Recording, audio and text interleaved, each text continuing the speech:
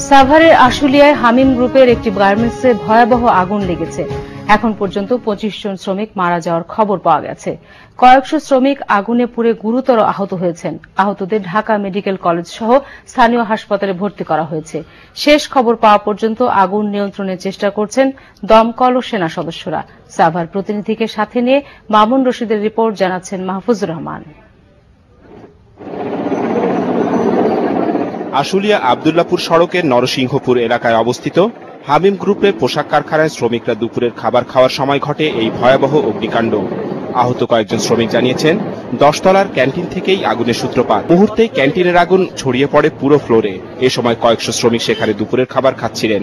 সেখানেই অনেকে আগুনে পুড়ে মারা যান বলে জানিয়েছেন তাদের সহকর্মীরা। উপরে অনেকগুলো লাশ আছে, ও চিল্লাচিল্লো কিছু শুনছি, কিন্তু তারপর আর যাইতে পারি নাই। আগুন লাগার খবর ছড়িয়ে পড়লে ভবনের বিভিন্ন ফ্লোরে থাকা শ্রমিকরা নিচে নেমে আসার চেষ্টা করেন, কিন্তু শ্রমিকদের অভিযোগ কারখানার একটি গেট বন্ধ থাকায় অনেকে নিরাপদে নামতে পারেননি। আতঙ্কিত শ্রমিকরা এ সময় রশি বেয়ে নামার চেষ্টা করে। একসাথে রশি ছিল ১০-১২ জন বেড়ে গেছে একসাথে, এবং এক্সপোর্ট ডেটেরা। অগ্নিকাণ্ডের পর ঢাকা, সাভার, আশুলিয়া, টঙ্গী সহ আশেপাশের স্টেশন থেকে দমকলের কয়েকটি ইউনিট আগুন নিয়ন্ত্রণে আনার চেষ্টা চালায়।